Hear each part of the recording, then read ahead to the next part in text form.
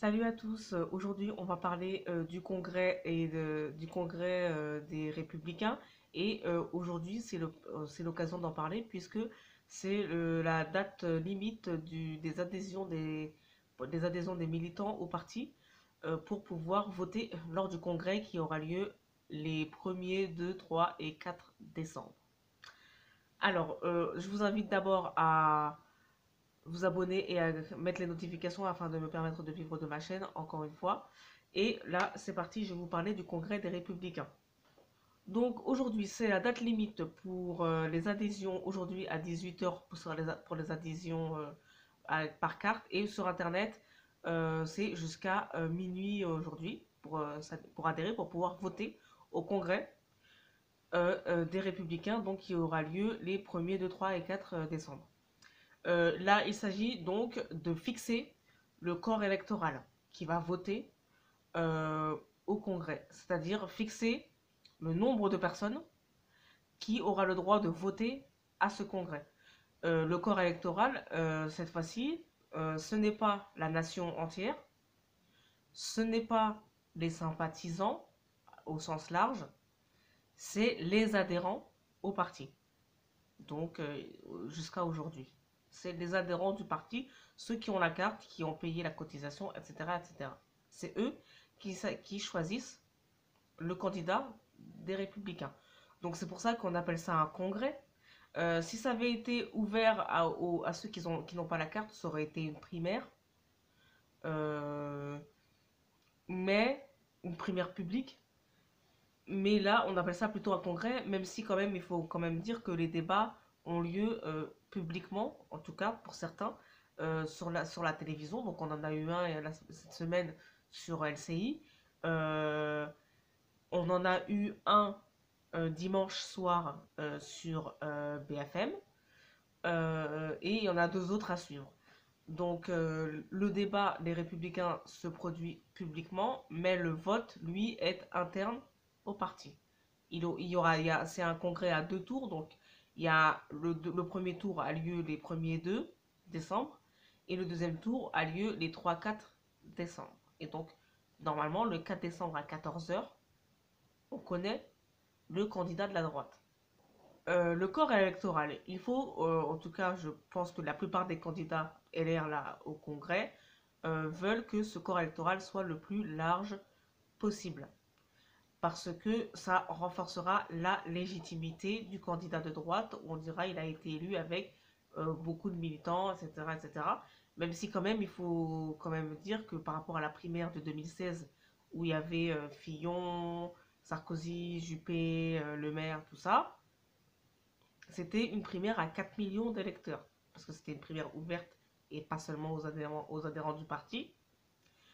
Donc c'était une primaire à 4 millions de votants. Donc vous savez, celui qui sortait de cette primaire-là, en l'occurrence Fillon, il était poussé, il y avait une dynamique forte, populaire, une légitimité de vote universel, comment dire, une légitimité par le peuple. Plus forte qu'avec uniquement les adhérents, le vote qui aura lieu là, uniquement avec les adhérents.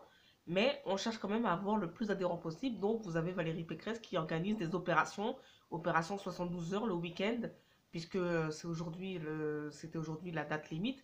Mais elle a organisé à partir de samedi, dimanche, lundi, comme ça, une opération 72 heures pour faire venir le plus d'adhérents possible et avoir le plus de dynamique possible à la fin du congrès, si c'est elle qui gagne.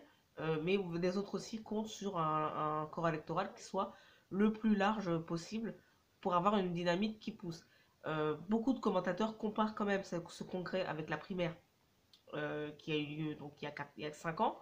La primaire, alors non seulement beaucoup de monde a voté et ça a fait une dynamique pour Fillon qui a été une belle dynamique de départ, mais il faut dire aussi que le casting était quand même très différent et je pense que le casting d'aujourd'hui n'aurait pas mobilisé de toute façon 4 millions de personnes, que ce soit en 2016 ou aujourd'hui.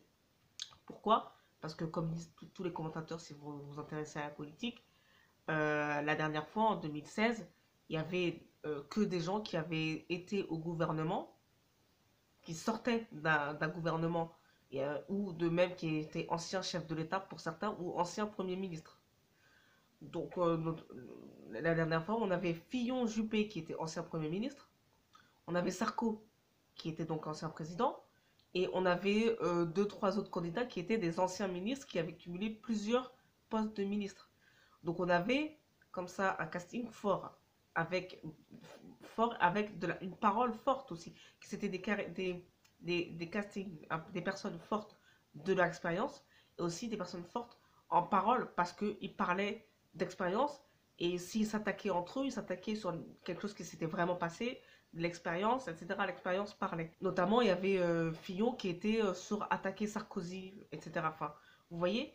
Et on les attaquait sur le bilan, sur ce qui s'était passé, parce qu'ils avaient été en charge à un moment donné, tous. Donc, on pouvait les attaquer sur quelque chose. Là, le casting d'aujourd'hui, les seuls à avoir déjà été ministres, ça, enfin, il y en a trois quand même Ciotti, hein.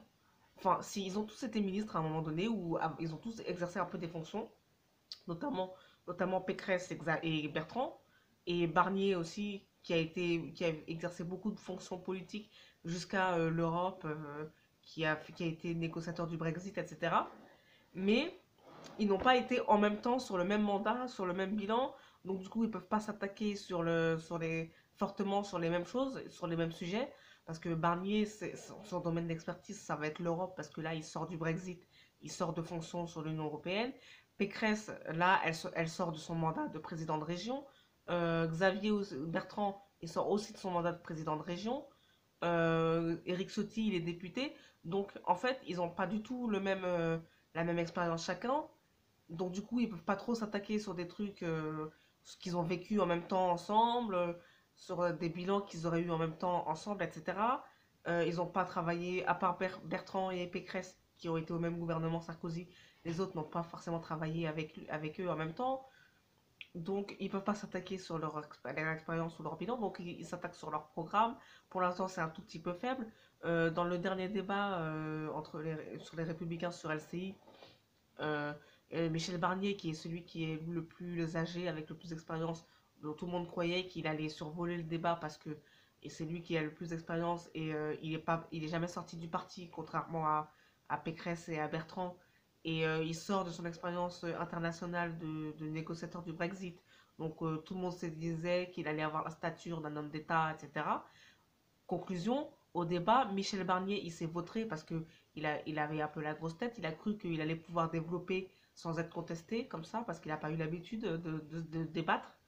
Donc il a pas su qu'il serait contesté. Les autres ont plus l'habitude de faire des débats, de se faire attaquer, d'attaquer les autres, d'avoir des arguments, d'avoir préparé des arguments à l'avance pour dire vous, un tel, vous avez fait ci, ça, un tel, vous avez fait ci, ça, mais vous me dites ça, mais moi je vous dis ça. Les autres, ils ont plus l'habitude de travailler des débats télévisés où il faut attaquer, où on essaie de savoir quels sont les arguments qui vont être développés et d'avoir la réponse et d'avoir un autre argument pour attaquer l'autre. Les autres, ils ont l'habitude de faire ça. Barnier n'a pas l'habitude d'avoir été contesté, en tout cas publiquement, et il a survolé le truc et il n'était pas précis du tout. Et il a été attaqué sur les propositions qu'il proposait. Il n'a pas répondu, notamment sur le moratoire sur l'immigration. Il n'a pas répondu clairement. Il a été vague. Il a été dans les grandes lignes parce qu'il croyait il croyait qu'il n'était pas nécessaire d'aller dans les détails et de développer, de travailler les détails. Donc du coup, il s'est vautré. Et donc du coup, c'est Éric Ciotti qui est monté sur ce débat-là, qui était considéré comme un peu plus petit candidat que les autres. Mais en fait, lui, il y a été, vu qu'il savait déjà qu'il était un petit candidat, lui, il a été sur son couloir, il a continué calmement sur son couloir, il a tout développé, il a dit, de toute façon, Eric Ciotti, il est aussi habitué des médias. Donc on l'entend, il passe beaucoup dans les médias, donc il est aussi habitué des médias. Et il sait qu'il a la ligne la plus dure sur son parti. Il sait s'il prépare ce débat, il sait qu'il sera attaqué, donc qu'il peut être attaqué sur ça, ou qu'on peut lui poser des questions sur ça. Donc il s'est préparé sur ça. Donc il a maintenu sa position, il a assumé ce qu'il a dit, à savoir que il était proche de Zemmour. Il a assumé, il a continué, et il a su comment s'y prendre de A à Z. Et c'est lui qui est ressorti du débat. Et Michel Barnier s'est vautré parce que il a eu un problème de confiance. À mon avis, il a cru que ça se passerait tout seul et ça ne s'est pas passé comme ça. Voilà, c'est la fin de cette vidéo et je vous dis à une prochaine fois.